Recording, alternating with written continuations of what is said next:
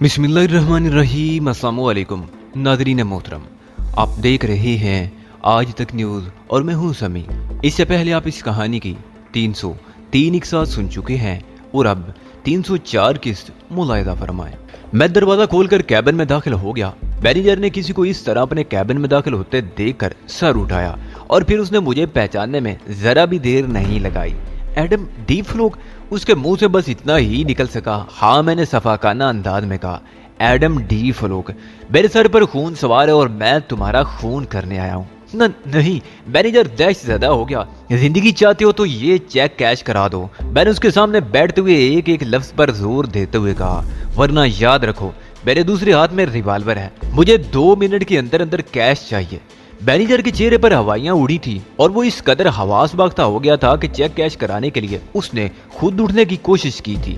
तुम यहीं बैठे रहो, मैंने सख्त लहजे में कहा। अगर तुमने जरा भी हरकत करने की कोशिश की तो मैं तुम्हारी जिंदगी की जमानत नहीं दे सकूंगा। फिर चेक कैसे कैश होगा? उसने साकित होते हुए कहा। तुम्हारे अंदर इतनी हिम्मत भी नहीं है तो मुझे पुलिस के हवाले क्यों किया था? मैंने हकारत अमेज लहजे में कहा। असूली तौर पर तो मुझे चाहिए कि तुम्हें हलाक कर दूं, लेकिन मुझे तुम पर तरस आ रहा है। तुम अंदाजा कर सकते हो कि जो शख्स पुलिस का घेरा तोड़कर आया हो उसके सामने तुम्हारे गार्ड की कोई अहमियत नहीं होगी। मैं ये सब इसलिए कह रहा हूँ कि अब मैं जरा सी भी रियायत नहीं करूंगा। मुमकिन है तुम कोई चालाकी दिखाने की कोशिश करो। ऐसी सूरत में ख्वाब मेरा असर कुछ ही क्यों ना हो, लेकिन मैं तुम्हें गोली मार दूंगा।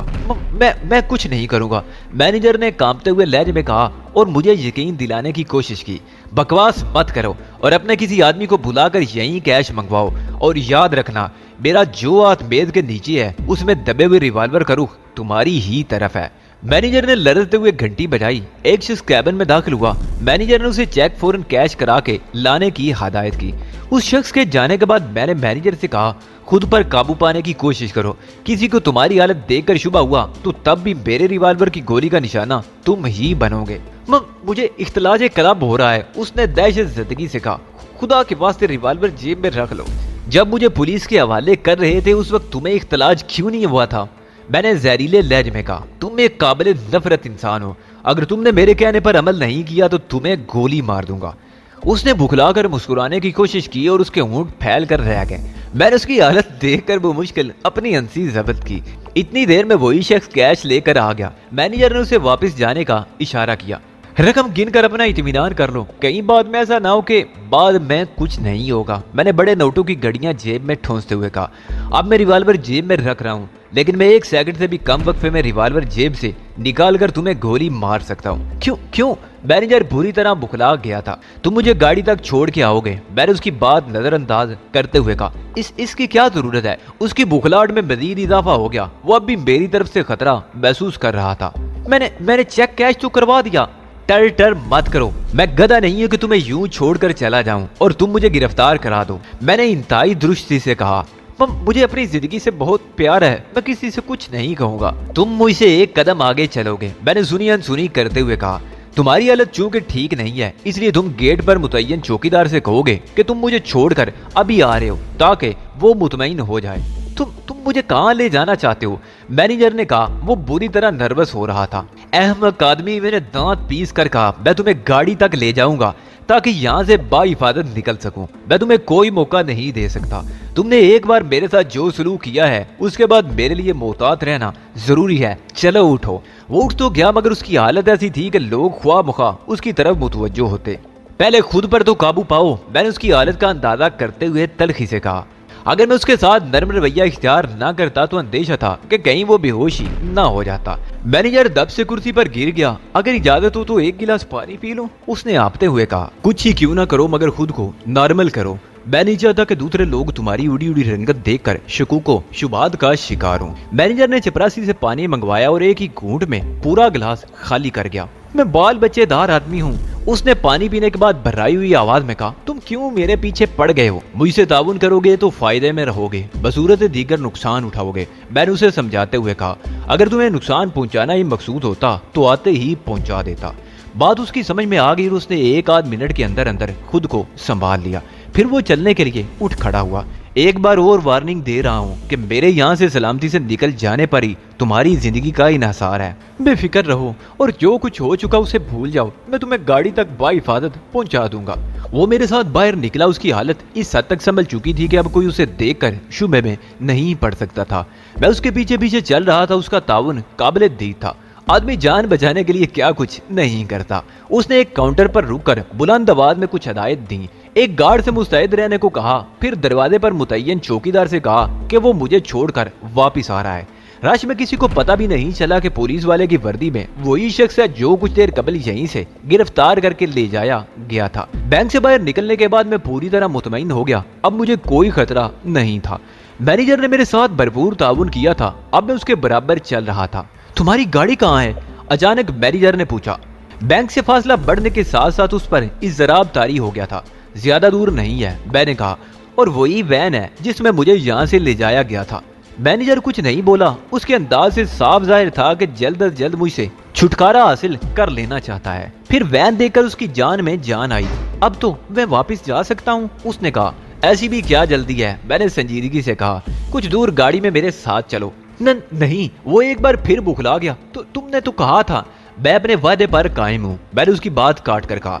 मैं तुम्हें सड़क के कोने पर उतार दूंगा ताकि तुम वापस जाकर पुलिस को इतला दो भी तो मैं यहाँ से ज्यादा दूर निकल चुका हूँ। मैनेजर के चेहरे का रंग उड़ गया था और उसके अंदाज से यूं लगता था जैसे अपनी जिंदगी से मायूस हो गया हो। मगर उसने अपनी जिंदगी का चिराग गुल होने से बचाने की वाहिद सूरत यही समझी कि मेरे कहने पर अमल करता रहे, और उसने यही किया। वो मेरे साथ वैन में सवार हो गया और मैंने वैन स्टार्ट करके तेजी से आगे बढ़ा दी। मैनेजर के चेहरे पर मुर्दनी छा गई थी। सड़क के कोने पर मैंने वैन फुटपाथ से लगाकर रोक दी थी। मैनेजर ने बेयकीनी से मेरी तरफ देखा। उसका अंदाज सवालिया था। जल्दी करो, मैंने झिंझलाकर कहा। वैन से उतर जाओ, मेरे पास इतना वक्त नहीं कि तुम्हारी सुस्त रफ्तारी बर्दाश्त कर सकूं। मैनेजर दरवाजा खोलकर नीचे उतर गया, मगर वो मुड़ मुड़ कर मुझे देखे जा रहा था। उसे खतरा था कि मैं उसे अकब से गोली मार दूंगा, लेकिन जाहिर है मेरा ऐसा कोई इरादा नहीं था। मैनेजर के उतरते ही मैंने वैन आगे बढ़ा दी। पुलिस वैन का यूं आदादाना इस्तेमाल करना एक खतरनाक हरकत थी, मगर वक्त बचाने के लिए मैं ये खतरनाक हरकत करने पर मजबूर था। मैं पुलिस की वर्दी में मलबूस था और इसलिए मैंने किसी आम सवारी की बजाय पुलिस वैन में ही सफर करने को तरजीह दी थी। मेरे अपने कपड़े बराबर वाली सीट पर रखे थे, मगर लिबास तब्दील करने का मौका नहीं मिला था। 15 मिनट के अंदर अंदर मैं क्राउन क्लब के गेट पर मौजूद था। हारन के जवाब में चौकीदार ने बाहर झांका और पुलिस वैन को देखकर उसकी आंखें हैरत से फैल गई।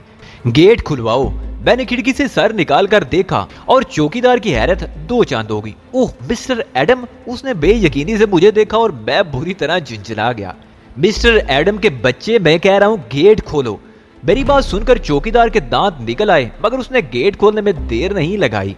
क्लब के आते में वैन पार करने के बाद मैंने पहले कमीज तब्दील की और टोपी उतार कर वैन में ही डाल दी। फिर मैं वैन से उतर आया। अब मैं आम लिबास में था। मुझे देखकर कोई नहीं कह सकता था कि मैंने पुलिस यूनिफॉर्म की पतलून पहन रखी थी। फॉक्स स्ट्रीट के कमरे तक जाने के दौरान मुझे क्लब के कई मुलाजमीन नजर आए। वो सब मुझे पहचान गए थे। मैं उन सबको नजरअंदाज करता हुआ ऊपरी जीनों की तरफ बढ़ गया। ऊपरी मंजिल की राहदारी में मुझे एडोना नजर आई और वो भी फॉक्स स्ट्रीट के कमरे की तरफ जा रही थी। एडम, तुम? वो मुझे देखकर हैरत से बोली, तुम यहाँ? मेरा ख्याल है तुम्हारे सामने ही फॉक्स स्ट्रीट ने मुझे चेक कैश कराने के लिए दिया था, मैंने मुस्कुरा कर कहा। और तुम उसे कैश करा लाए? एडोना ने रेस्ट वॉच पर नजर डाली। बहुत जल्दी आ गए। मैं बड़े गौर से उसके चेहरे के उतार चढ़ाव का जायजा ले रहा था। हाँ, कुछ देर हो गई, मैंने बेपरवाही से कहा। फॉक्स स्ट्रीट कमरे में मौजूद है? हाँ, मैं उन्हें इतला करती हूँ कि तुम आए हो, उसने कहा और तेजी से फॉक्स स्ट्रीट के कमरे की तरफ बढ़ने की कोशिश की, मगर मैंने उसका हाथ पकड़ लिया। इस तकल्लुफ की जरूरत नहीं गुड़िया, मैंने तंजिया लहजे में कहा। तुम्हें अब तक अंदाजा नहीं हो सका कि एडम डी फलूक इन तकल्लुफात से बेनियाज है। बास मसरूफ हैं, एडोना ने कमजोर से लहजे में एहतजाज किया। उसके बाजू पर मेरी गिरफ्त मजबूत थी। जितना डिस्टर्ब वो तुम्हारे जाने से होगा उतना ही मेरे जाने से भी होगा, तो फिर बिला वजह वक्त जाया क्यों करे, मैंने कहा और उसे पीछे छोड़कर फॉक्स स्ट्रीट के कमरे की तरफ बढ़ गया। मैंने दरवाजे पर दस्तक देने की भी जहमत नहीं की और दरवाजा खोलकर अंदर दाखिल हो गया। फॉक्स स्ट्रीट फोन पर किसी से बात कर रहा था। मुझे देखकर उसने रिसीवर कानों से दूर हटा दिया। तुम? उसने हैरत से कहा, फिर रिसीवर कान से लगाकर कहा, मैं बाद में बात करूंगा, और फोन बंद कर दिया। चेक कैश हो गया मिस्टर फॉक्स स्ट्रीट, मैंने रकम उसके सामने रखते हुए कहा। उसमें रूनमा होने वाले जज्बाती तगैयर से मैं बहुत कुछ समझ गया था। मेरे अकब में एडूना कमरे में दाखिल हुई थी, मगर फॉक्स स्ट्रीट ने उसकी तरफ आंख उठाकर भी नहीं देखा था। तुमने बहुत देर कर दी, फॉक्स स्ट्रीट ने संभाला लेते हुए कहा। मैंने तो तुमसे फौरन वापस आने को कहा था।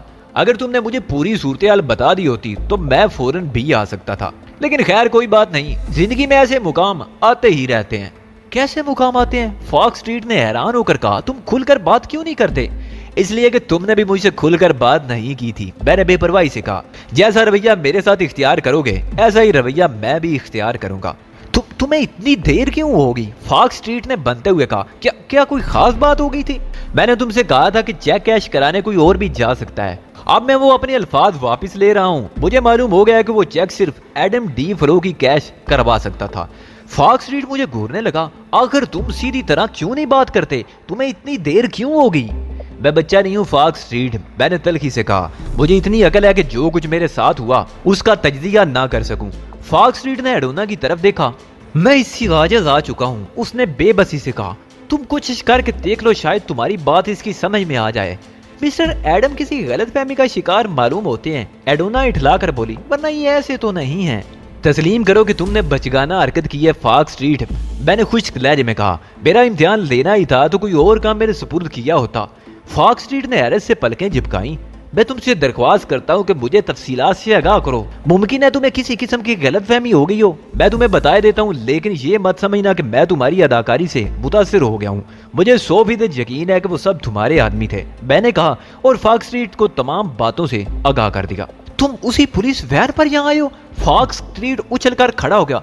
तुम तो हमें मरवा देने पर तुल गए हो। शुक्र करो फॉक्स स्ट्रीट के सिर्फ वैन ही लाया हूँ, ये भी हो सकता था कि वैन में 7 अफराद की लाशें भी होती। तुम मुझे सही दिमाग मालूम नहीं होते, फॉक्स स्ट्रीट ने कहा। सिर्फ एक मफरूदे की बिना पर वैन यहाँ ले आए। उसी मफरूदे की बिना पर उन 7 को जिंदा छोड़ दिया था, मैंने बेपरवाही से कहा। अगर तुम कह दो कि उनसे तुम्हारा कोई ताल्लुक नहीं है तो मैं उन्हें अब भी ठिकाने लगा सकता हूँ और साथ ही वैन छोड़ आऊंगा, बल्कि इसे भी आग लगा दूंगा। मुझे इस किस्म की लघु हरकत करने की क्या जरूरत थी? कुछ करना ही होता तो क्या यहाँ नहीं कर सकता था? फॉक्स स्ट्रीट ने झंझलाए हुए अंदाज में कहा। उससे भी ज्यादा लघु हरकत यह है कि तुमने एक ऐसे शख्स को चेक कैश कराने भेजा था जो नामुमकिन काम करने के दावे कर रहा था। क्या ये मदर का खेल हरकत नहीं है मिस्टर फॉक्स स्ट्रीट? मैंने चुभते हुए लहजे में कहा। तुम महज इसलिए मेरी तरफ से बदगुमान हो रहे हो कि तुम्हें एक गैर मामूली वाकया पेश आ गया। तुम्हारे साथ ये वाकया पेश ना आता तो तुम हरगिज़ मुझ पर शक ना करते। तुम मुझसे वाकिफ नहीं हो इसलिए ये बात कर रहे हो, मैंने मुस्कुरा कर कहा। तुमने जिस वक्त मुझे चेक दिया था मुझे उसी वक्त शुबा हो गया था, लेकिन मुझे ये नहीं मालूम था कि मुझ पर किस जाविये से हमला किया जाएगा। मैं समझ रहा था कि मुझे लूटने की कोशिश की जाएगी और जाहिर है कि लूटने के लिए पहले चेक कैश होना जरूरी था, लेकिन तुम्हारा मंसूबा कुछ और ही था। उसका अंदाजा मुझे उस वक्त हुआ जब वो पुलिस वाले जाली साबित हुए। तुम मुझ पर इल्जाम आयद कर रहे हो, फॉक्स स्ट्रीट ने गुस्सीले लहजे में कहा। इससे पहले भी मैंने तुम्हें समझाने की कोशिश बड़ी की है। ये इल्जाम नहीं है फॉक्स स्ट्रीट, इल्जाम तो तब होता जब मैं ये कहता कि तुमने मुझे कोई नुकसान पहुंचाने की कोशिश की। तो इतनी देर से तुम और क्या कहने की कोशिश कर रहे हो? उसका लहजा बदस्तूर गुस्सीला था। मैं ये कहने की कोशिश कर रहा हूँ कि तुमने मेरा इम्तिहान लिया था। तुमने अपने आदमियों को बतौर खास हदायत कर दी होगी कि मुझे नुकसान ना पहुंचने पाए। मकसद सिर्फ इतना था कि मैं चेक कैश कराने में नाकाम हो जाऊं। तुमने अच्छा नहीं किया, फॉक्स स्ट्रीट बुड़बुड़ाया।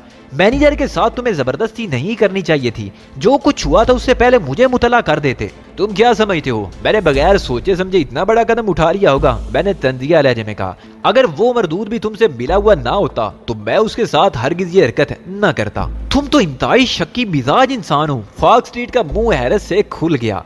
इतने बड़े बड़े नताइज अखज़ कर लेते हो, उसे मिलाए बगैर तो ये हरकत हो ही नहीं सकती थी, मैंने बड़े सुकून से कहा। यह कैसे मुमकिन है कि मैं फोन करूं थाने और आ जाए नकली पुलिस? मुझे तुमसे खौफ महसूस होने लगा है, फॉक्स स्ट्रीट ने भर्राई हुई आवाज में कहा। वो एक जिम्मेदार आदमी है, हमसे किस तरह मिल सकता है? और अगर तुमने इसी रफ्तार से तजिया जारी रखा तो मुझे खदशा है कि कहीं थोड़ी देर बाद तुम ये ना कह दो कि पुलिस भी मुझसे मिली हुई है। बेफिक्र रहो, मैंने हंस कर कहा। मैं ऐसी कोई बात नहीं कहूंगा। मेरे लिए यही बात कुछ कम हैरत का बायस नहीं कि तुमने मैनेजर को किस तरह साथ मिला लिया। मेरे इस तबसरे पर फॉक्स स्ट्रीट कुछ मुतमईन सा हो गया। चलो जो कुछ हुआ उसे भूल जाओ, मैं पुलिस वैन का भी कुछ बंदोबस्त कर लूंगा। मैंने चेक तुमसे इसलिए कैश करवाया था कि ये रकम मुझे एक शख्स को भिजवानी है। चेक कैश कराना कोई काम नहीं था, ये काम तो कोई और भी कर सकता था। असल काम तो अब शुरू होगा। उस शख्स का नाम जेम्स चार्ली है। बेकन स्ट्रीट के नुक्कड़ पर वो एक बार चलाता है। उसकी रिहाइश भी बार के ऊपरी हिस्से में है। उस कमबख्त के आदमी बहुत अलर्ट है।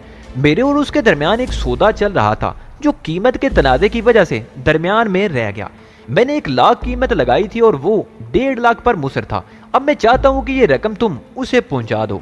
ये क्या काम हुआ? मैंने हैरत से पलकें झिपकाई। पहले की तरह मैं फिर कहूंगा कि ये काम तो कोई भी कर सकता है, लेकिन इस बार मैं तुम्हें इसकी वजह भी बताऊंगा, वरना तुम फिर मुझ पर शुबा करोगे। जेम्स चार्ली एक ऐसा शख्स है जिस तक पहुंचना ही मुमकिन नहीं। उसने मुझसे कहा था कि अगर मैं रकम उसकी टेबल या उसकी ख्वाबगाह तक पहुंचा दूं तो वो इस कीमत में सौदा मंजूर कर लेगा। मैं अब भी नहीं समझा मिस्टर फॉक्स स्ट्रीट, आखिर इसमें कबाहत क्या है? कबाहत ये है कि मैंने कोशिश की थी मगर ये मुमकिन ही नहीं हो सका। मैंने अपने बेहतरीन आदमी इस्तेमाल करके देख लिए, कोई भी उस तक नहीं पहुंच सका। उसका ये कहना दरअसल इस किस्म का चैलेंज है, अगर हमारी जानिब से जबरदस्ती की गई तो खून रेजी का अंदेशा है। ये क्या मसला है? मैंने कहा रकम मनी ऑर्डर के जरिए भी तो भिजवाई जा सकती है। नहीं, फॉक्स स्ट्रीट ने नफी में सारी लाया। अव्वल तो वो कोई चीज भी बराह रास्त वसूल नहीं करता, और फर्ज करो कर भी ले तो शर्त पूरी नहीं होगी। शर्त यह है कि मेरा कोई आदमी रकम उस तक पहुंचाए और मेरे किसी आदमी के उस तक पहुंचने का सवाल ही पैदा नहीं होता। ये तुम्हारा जेम्स चार्ली आखिर कितना बड़ा आदमी है कि कोई उस तक पहुंच ही नहीं पाता? मैंने कहा मैंने तुम्हें बताया ना कि उस तक पहुंचा तो जा सकता है, लेकिन उसके नतीजे में जो खून रेजी होगी उसे कौन बर्दाश्त करेगा? ये काम ऐसा है जिसमें मुझे दिलचस्पी महसूस हो रही है, बल्कि सिनसिनी महसूस हो रही है। एक मामूली से शराब खाने का मालिक और उसके ये ठाट बाट के कोई उससे मिल ही नहीं सकता। वो बड़े पैमाने पर स्मगलिंग के कारोबार में मुलव्वस है, फॉक्स स्ट्रीट ने कहा। उसे छोटा आदमी समझने की गलती मत करो। उसका हिफाजती हिसार बहुत मजबूत है जिसे तोड़ना आसान नहीं होगा। क्या जेम्स चार्ली को आज ही रकम पहुंचाना जरूरी है? मैंने सवाल किया। नहीं, फॉक्स स्ट्रीट ने कहा, लेकिन ये काम जितनी जल्दी कर सको उतना अच्छा है, इसलिए कि ये मेरी अना का मसला है। मैं उसे शिकस्त 2-4 देना चाहता हूँ। उस तक रकम पहुंचाने के लिए मुझे किसी खास दायरा कार में तो नहीं रहना होगा। मैंने फॉक्स स्ट्रीट को गौर से देखते हुए कहा। नहीं, फॉक्स स्ट्रीट ने नफी में सारी लाया। तुम जो चाहो करो, मुझे सिर्फ इस बात से दिलचस्पी है कि रकम उस तक पहुंच जाए। बेफिक्र रहो फॉक्स स्ट्रीट, रकम उस तक जरूर पहुंचेगी और बहुत जल्द पहुंचेगी। बस तुम एक काम कर दो, अगर मुमकिन हो तो मुझे उसकी तस्वीर फराहम कर दो। तस्वीर तो तुम्हें मिल जाएगी, फॉक्स स्ट्रीट ने मुस्कुरा कर कहा। आज शाम तक किसी वक्त होटल में मेरा कोई आदमी तुम्हें उसकी तस्वीर दे जाएगा। अगर वो लोग तुम्हें मार देते तो जान ही छूट जाती, बुढ़ ने तबसरा किया। मैं फॉक्स स्ट्रीट से रुखसत होकर तहजीब की तरफ निकल आया था और उन लोगों को तमाम वाकयात से आगाह कर दिया। ख्वामुखा गलत सलत अहकामात जारी करते रहते हैं। अगर हम लोग तुम्हारी निगरानी करते होते तो ये नौबत हरगिज़ ना आने पाती। क्या बेहूदगी है बुढ़, तहजीब ने उसे डांटा। तुम हर वक्त बेदुखी हाँकते रहते हो, कम अज कम ये तो सोच लिया करो कि तुम कह क्या रहे हो। हाँ, तुम तो चीफ की तरफदारी ही करोगी, बुढ़ ने बजाय शर्मिंदा होने के चेक के कहा। बुढ़ की तो कोई हैसियत ही नहीं है। नहीं नहीं, तुम्हें जो कुछ कहना है कहो, मैंने उसे चिमकारा। अगर तुम नहीं कहोगे तो और कौन कहेगा?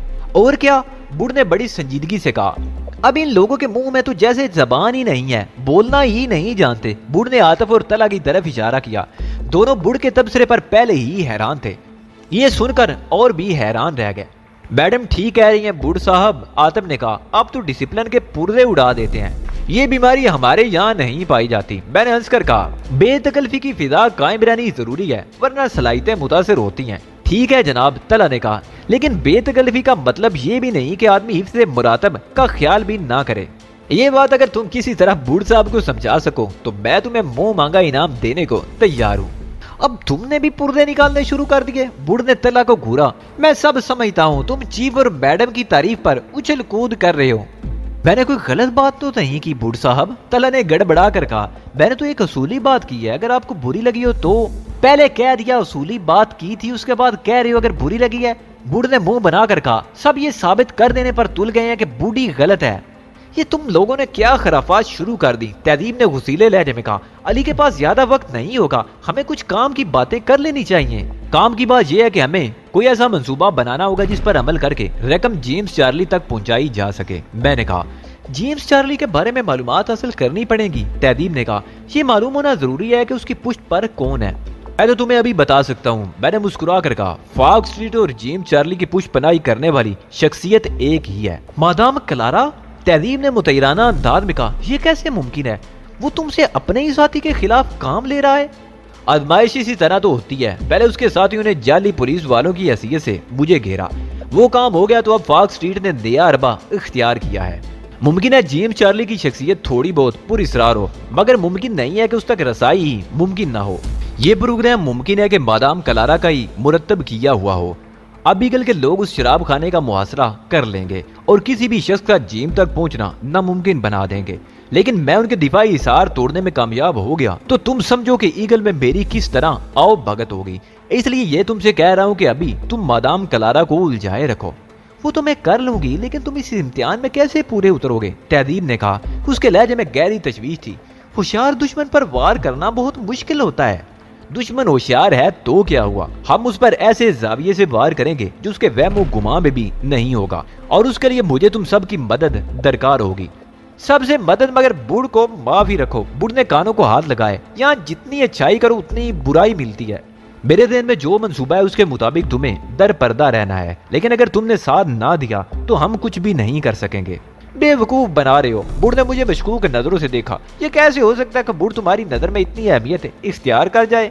बुनियादी जिम्मेदारियां तो तुम्हारी ही होंगी। मैंने कहा, जाहिर है जब बुनियाद नहीं होगी तो इमारत क्या खाक तामीर होगी। बुढ़ जैसे लोग होते ही इसलिए है कि उन्हें बेवकूफ बनाया जाए। बुढ़ ने एक ठंडी सांस लेकर कहा, खैर बताओ मुझे क्या करना होगा। मैंने उन लोगों को अपना मंसूबा बताया और साथ ही ये भी बताया कि किसको क्या करना है। मेरा मंसूबा सुनकर बूढ़ का चेहरा खिल उठा था। अब बुना बात, उसने उछल कर कहा, कब से कह रहा हूँ कि हरकत में आओ, उन लोगों के खिलाफ कुछ करो, ये बहुत जरूरी है। तुमने देखा मेरे मंसूबे में बुनियादी किरदार तुम्हारा ही है और सबसे खतरनाक भी तुम्हारा ही है। फिक्र मत करो चीफ, ये सब बूढ़ के बाएं हाथ का खेल है, लेकिन ये सारे काम कल शाम से कबल मुमकिन नहीं हो सकेंगे। तुमने बहुत कम मोहलत मांगी है बूढ़, मैंने संजीदगी से कहा। इस काम के लिए कोई और कई दिन का वक्त मांगता और उसमें भी यकीन से कुछ ना कहता। तुम खुशकिस्मत हो चीफ कि तुम्हें बूढ़ जैसा मातहत मुयस्सर है, मगर एक बात है, जो काम तुमने मुझे सौंपे हैं उन पर पैसा बहुत खर्च होगा। क्या हमारे पास रकम की किल्लत है? मैंने तहदीब की तरफ देखा। हरगिज नहीं, तहदीब ने तेजी से कहा। बूढ़ का तो दिमाग ही खराब हो गया है, हमेशा बेमहल बात करता है। काम होगा तो जाहिर उस पर रकम भी तो सर्फ होगी। कहाँ गायब हो गए थे? फलूरा ने मुझे देखते ही कहा। मैं उसके पास शाम 4 बजे के बाद पहुंचा था। गायब नहीं हो गया था, बल्कि कामों में मसरूफ था। क्या तुम्हें नहीं मालूम कि फॉक्स स्ट्रीट ने मुझे एक काम सौंपा था? तुम्हारी वापसी में बहुत देर होगी तो मैंने एडोना को फोन किया। उसने बताया कि तुम तो वहां से वापस से आ चुके हो। इस बात को भी 2 घंटे गुजर चुके हैं। उसने तुम्हें यह नहीं बताया कि फॉक्स स्ट्रीट ने मुझे एक और काम सौंप दिया है? मैंने फलूरा को गौर से देखते हुए पूछा। नहीं। फलूरा ने बड़ी मासूमियत से सर को बर्फी में जुम्बश दी। एडोना ने मुझे इस किस्म की तो कोई बात नहीं की। मैं समझ गया कि वो झूठ बोल रही है। ये मुमकिन ही नहीं था कि एडोना ने उससे इस मौजू पर बात न की हो, मगर मैं ये नहीं समझ सका कि मुझे ये बात छुपाने में इन लोगों की क्या मसलियत है। हैरत है, इसमें छुपाने वाली तो कोई बात नहीं थी। फिर एडोना ने तुमसे इसका जिक्र क्यों नहीं किया? मैंने कहा, मुमकिन है उसने ये सोच कर जिक्र ना किया हो कि मुझे तुम्हारे जरिए से सब कुछ मालूम हो जाएगा। फलूरा ने जिस तेजी से जवाब दिया उससे यह अंदाजा होता था कि वो सब कुछ पहले ही से सोचे बैठी थी। जेम्स चार्ली को जानती हो? मैंने एक तवील सांस लेकर कहा। उसे कौन नहीं जानता होगा? फलूरा ने कहा। बैकन स्ट्रीट के नुक्कड़ पर उसका शराब खाना है और सब जानते हैं कि बास के और उसके दरमियान किसी किस्म की दुश्मनी चल रही है। बहुत खूब, मैंने दिल में सोचा गोया फॉक्स स्ट्रीट की तरफ से तुम्हें सब कुछ बताया जा चुका है। आज जो चेक मेरे जरिए कैश कराया गया है, अब उसकी रकम जेम्स चार्ली तक पहुंचानी है। ये ठीक हुआ। फलूरा मुस्कुराई। तुमने बहुत बड़े बड़े दावे किए थे ना, अब तुम्हें मजा आएगा। इसमें ऐसी कौन सी बात है? मैंने बेपरवाही से कहा। उसे रकम पहुंचानी ही तो है, कोई उससे छीननी तो है नहीं। क्या बास ने तुम्हें तफसीलात नहीं बताई? फलूरा ने हैरत का मुजाहरा किया। जेम्स तक तो पहुंचना कारे वारद है। बास के कई आदमी इस काम में नाकाम हो चुके हैं। हाँ, फॉक्स स्ट्रीट ने मुझे बताया था और मुझे इस पर हैरत है। यूं महसूस होता है जैसे फॉक्स स्ट्रीट ने नायल लोगों की एक टीम बना रखी है। ये तो तुम्हें पता चलेगा, फलूरा ने मैंने खेद लहजे में कहा। मुझे यूं लगा जैसे वो कह रही हो अब तुम्हें ईगल के लोगों से टकराना पड़ेगा। उस बेचारी को क्या मालूम था कि मेरी जंग ही ईगल से है। हो सकता है ये बहुत मुश्किल काम हो, मैंने कहा, लेकिन मुझे पूरा यकीन है कि मैं इसे बखूबी तकमील तक पहुंचा दूंगा। इतना यकीन? फलूरा ने मुझे हैरत से देखा कर तुम्हें इतना यकीन क्यों है? इसलिए कि तुम मेरी लक हो और मेरे साथ हो, और जब तुम मेरे साथ हो तो मुझे कोई गम नहीं। दुनिया की कोई मुश्किल मेरे रास्ते में हायल नहीं हो सकती। तुम जबरदस्ती मेरे गले पड़ गई, मैंने कहा, और ख्वाह मुखा मेरी लक बन बैठी। अब मुझ पर इल्जाम भी लगाओगे? फलूरा ने आंखें निकाली। खुद ही जबरदस्ती करके मुझे यहाँ ले आए और कह रहे हो कि मैं तुम्हारे गले पड़ गई हूँ। अगर यही बात है तो मैं यहाँ से चली जाती हूँ। अरे ये क्या गजब कर रही हो? मैंने उसका हाथ पकड़कर उसे रोकते हुए कहा, मेरा मकसद ये था कि तुम खुद ही से मुझे मिली थी और फिर मेरी मजबूरी बनकर रह गई, तो इसमें मेरा क्या कसूर है? फलूरा गुर्राई। अगर मालूम होता कि तुम इस तरह मेरे पीछे पड़ जाओगे तो कभी तुमसे ना मिलती। तुम तो वाकई नाराज हो गई। मैंने हंसकर कहा, मैं तो मजाक कर रहा था, क्या मुझे इतना भी हक नहीं है? फलूरा रुक गई। उसे तो रुकने के लिए बहाना दरकार था। अब तो उसका असल मकसद मुझ पर नजर रखना था।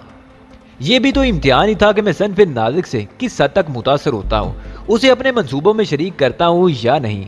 तुम्हें मजाक करने के अलावा और भी बहुत से काम आते हैं, लेकिन ऐसा मजाक मत किया करो जिससे दूसरे फरीक की इज्जत नफ्स मजरूह होती हो। एहसास दिलाने का शुक्रिया, मैंने अपने लहजे में खुलूस पैदा करने की कोशिश करते हुए कहा। और तुम्हारे एहसासात को जो ठेस पहुंची है उसके अदाले के लिए आज हम तफरीह करेंगे। तुम मेरे साथ मौजूद तो हो, तो मुझे किसी तफरीह की जरूरत क्यों है? फलूरा ने बड़ी लगावट से कहा। लेकिन मालूम नहीं तुम क्यों मुझसे कुछ खींचे खींचे से रहते हो। तुम्हारा ख्याल गलत है। मुझे यूं महसूस होता है कि मैंने एक खास हद से तजावुज़ करने की कोशिश की तो मेरी किस्मत मुझसे रूठ जाएगी। एक तो अभी तक ये समझ नहीं आया कि तुम मजाक कर रहे हो या ये सब कुछ हकीकत है। फलूरा ने बड़ी बेचारगी से कहा, इस बात की कोई अहमियत नहीं कि तुम्हें यकीन आता है या नहीं आता। अहमियत तो इस बात की है कि मैं क्या समझता हूँ। जब से तुम मुझे मिली हो, जिस काम को हाथ लगाता हूँ वो हो जाता है। अगर तुम जेम्स चार्ली को रकम पहुंचाने में कामयाब हो गए तो मैं यकीन कर लूंगी कि तुम नामुमकिन काम भी कर सकते हो। अगर मैंने कर लिया फिर भी नहीं मानोगी कि तुम मेरी लक हो। फलूरा ने किसी कदर जीप कर कहा।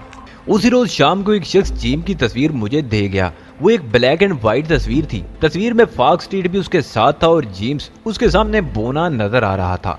फॉक्स स्ट्रीट का कद 6 फीट से भी निकलता हुआ महसूस होता था, जबकि उसके मुकाबले में जेम्स कुछ भी नहीं था। जेम्स के बारे में तस्वीर की पुष्ट पर मुख्तसर सी मालूमात तहरीर थी, जिनके मुताबिक जेम्स का कद सिर्फ 5 फीट 4 इंच था।